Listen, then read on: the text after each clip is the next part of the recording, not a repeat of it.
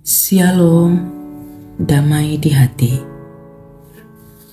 Selamat pagi Bapak Ibu, Saudara-saudaraku, Jemaat Gemim Gloria Jakarta Selatan dan simpatisan dimanapun berada saat ini.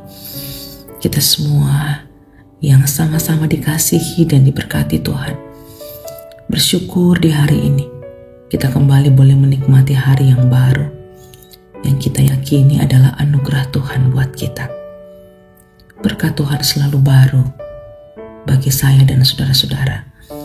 Karena itu mari mengawali hari ini kita datang bersyukur kepada Tuhan dengan membaca Alkitab serta merenungkannya. Untuk itu mari kita berdoa. Bapa di surga, terima kasih atas hari baru yang Tuhan anugerahkan buat kami. Terima kasih ada kesempatan yang indah untuk boleh kami membaca Alkitab serta merenungkannya bersama. Mohon Tuhan menuntun kami dengan urapan kuasa Roh Kudus-Mu, agar kami boleh memahami firman-Mu dan mengaplikasikannya dalam kehidupan beriman kami. Layakkan kami menikmati kuasa firman-Mu saat ini. Bersabdalah buat kami Tuhan, kami sedia merenungkan firman-Mu. Di dalam nama Tuhan Yesus firman yang hidup, kami berdoa. Amin. Saudara-saudaraku, bacaan Alkitab di hari ini, Kamis 14 Maret 2024, terdapat dalam Injil Matius pasal 26 ayat yang ke-10.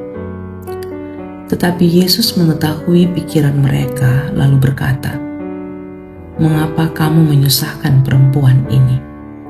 Sebab ia telah melakukan satu perbuatan yang baik padaku." Demikian pembacaan Alkitab, dan tema renungan harian keluarga hari ini, memberi lebih dari orang lain. Saudara-saudaraku yang dikasihi dan diberkati Tuhan, Tuhan Yesus Maha tahu segalanya. Bukan hanya apa yang kita lakukan di sudut manapun, tapi apa yang ada di pikiran kita pun Tuhan tahu. Ini jelas tertulis dalam bacaan kita saat ini. Tetapi Yesus mengetahui pikiran para murid yang saat itu menganggap apa yang dilakukan perempuan itu merupakan pemborosan. Lebih baik dijual minyak itu untuk dibagikan kepada orang-orang miskin. Saudaraku, pelajaran yang boleh kita ambil dari hal ini, bahwa jangan berpikir kita bisa menyembunyikan sesuatu di hadapan Tuhan. Tidak apa-apa saya merancang kejahatan untuk seseorang. Hanya saya dan dia yang tahu. Semua Tuhan tahu. Dan konsekuensinya ditanggung sendiri.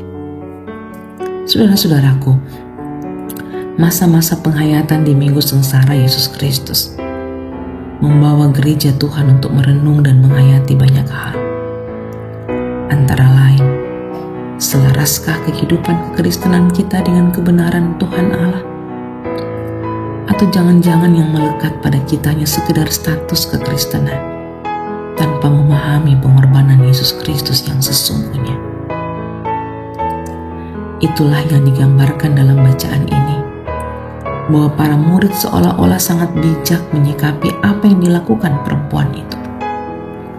Padahal sikap ini muncul karena mereka belum memahami sesungguhnya tentang apa yang akan Yesus Kristus jalani, atau para murid yang secara spontan memperlihatkan rasa iri dan dengki terhadap perilaku perempuan itu. Mungkin juga mereka bereaksi karena mereka tidak mampu melakukan seperti apa yang diperbuat perempuan itu. Yesus Kristus mengetahui apa yang mereka pikirkan, lalu menegur mereka tentang perilaku yang mereka tunjukkan kepada perempuan itu. Sebab bagi Yesus Kristus, perbuatan perempuan itu adalah baik. Saudara-saudaraku yang dikasihi dan diberkati Tuhan, hidup sebagai pribadi yang baik dan mengenal Yesus Kristus seharusnya membawa dan mendorong kita untuk terus berupaya melakukan pelayanan seperti yang dilakukan perempuan itu. Memang disadari bahwa suasana seperti itu sangatlah berbeda dengan kenyataan yang sementara kita jalani. Melakukan sesuatu yang baik terkadang sangat pamrih karena harus memperhatikan untung atau rugi atau apa yang ia kerjakan, banyak atau sedikit yang harus diberikan, termasuk dalam hal memberi persembahan di ibadah-ibadah jemaat. Misalnya, ada orang memberi persembahan Rp50.000 dan mengharapkan Tuhan Allah membalas setidaknya Rp100.000. Bahkan ada yang lebih mengherankan, memberi persembahan dengan Rp2.000 tapi berdoa kepada Tuhan Allah meminta berkat yang berlimpah-limpah. Padahal memberi persembahan itu seharusnya bukan untuk meminta balasan yang limpah kepada Tuhan Allah, melainkan mengucap syukur atas berkat yang sudah Tuhan Allah lebih dahulu berikan sebelumnya. Misalnya nafas kehidupan, kekuatan dan kesehatan, termasuk makanan dan minuman, dan sebagainya. Bahkan segala sesuatu yang tidak dapat kita beli dengan uang. Jadi bukan menyogok Tuhan Allah dengan persembahan. Karena itu, melalui perenungan firman Tuhan hari ini, kita pun diajak untuk membuka mata dengan tidak hanya melihat apa yang orang lain lakukan, tapi memotivasi diri sendiri untuk melakukan segala sesuatu bagi Tuhan, bila perlu melebihi yang orang lain lakukan, karena Tuhan telah lebih dahulu beri segalanya, beri yang terbaik untuk saya dan saudara-saudara. Amin. Mari kita berdoa. Ya Yesus Kristus, terima kasih untuk firman-Mu di pagi ini. Ajarkanlah kiranya kami menjadi pribadi yang benar-benar mengenal Engkau. Tidak hidup penuh curiga, tapi dengan hikmat-Mu, kami dituntun untuk mengerti tentang kebenaran yang sesungguhnya. Dan karena itu, dapat melakukannya, serta menjadi berkat bagi sesama. Ya Tuhan, hari ini, kami akan melakukan banyak pekerjaan. Dan apapun yang akan kami kerjakan, apapun yang akan kami layankan, kiranya itu semua dalam penyertaan dan kasih Tuhan.